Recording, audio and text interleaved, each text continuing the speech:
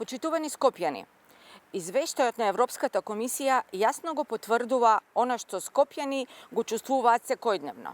Јавниот превоз во Скопје е во катастрофална состојба, најлош во Европа.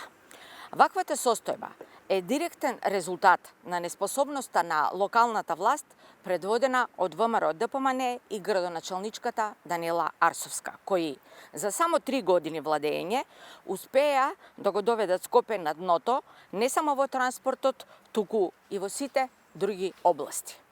Наместо да ги исполнат ветувањата за инвестиции и модернизација на јавниот превоз, станавме сведоци на епско потврлање и тотален хаос во јавниот градски сообраќај.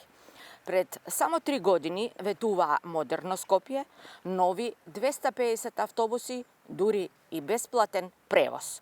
Ниту едно од ветувањата на ДПМН не е остварено.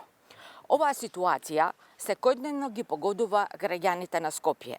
Тие се соочуваат со проблеми поради нередовност и доцнење на редовните автобуси, страдаат поради недостиг на нови автобуси и поради целосно нефункционалниот и застарен концепт на јавниот сообраќај во Скопје.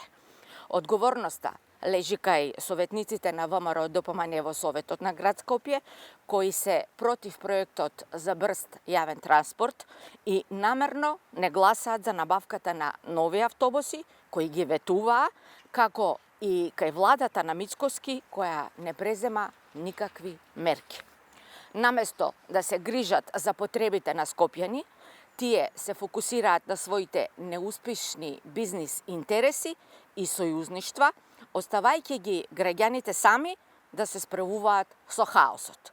ВМРО ДПМН и нивната неспособност се најголемите виновници за катастрофата на јавниот превоз во Скопје.